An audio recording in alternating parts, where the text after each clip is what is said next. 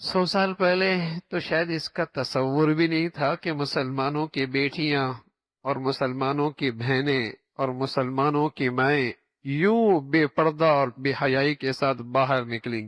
اور کیسے ہوتا تھا؟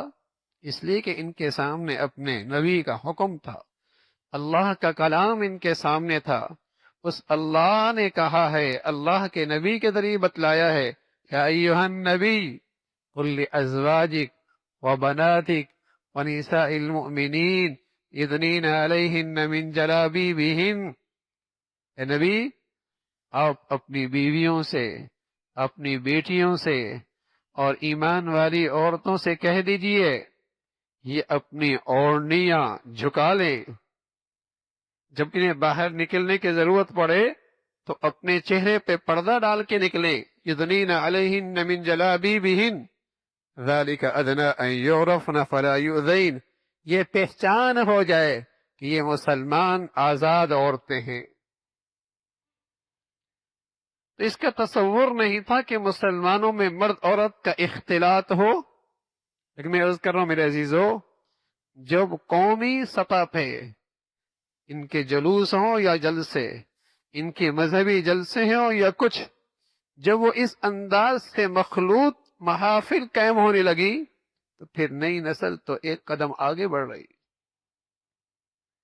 تیزی کے ساتھ یہ بہرائی فروغ پا رہی ہے، اور سبھی جانتے ہیں اس کے نتائج بد میرے معاشرے میں کیا پڑ رہا ہے۔ پہلے سننے میں آتا تھا میاں بیوی میں ناچاقی ہو گئی ہے، طلاق تک آواز بات پہنچ چکی ہے، لیکن میرے عزیزو اب تو ہر دوسرے گھر کا تماشا یہی لگتا ہے۔ کتنے ارمانوں سے ایک ماں اپنی بیٹی کو رخصت کرتی ہے، لیکن خوشیاں کتنی دیکھتی ہے۔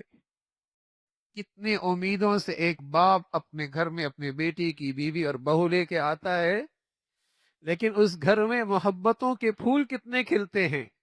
ہاں میرے عزیزو، جس معاشرے میں مرد عورت کا آزادانہ میل جول ہوگا وہاں کبھی گھر نہیں بنا کر، وہاں کبھی میاں بیوی میں اعتماد کی فضا نہیں ہو سکتی،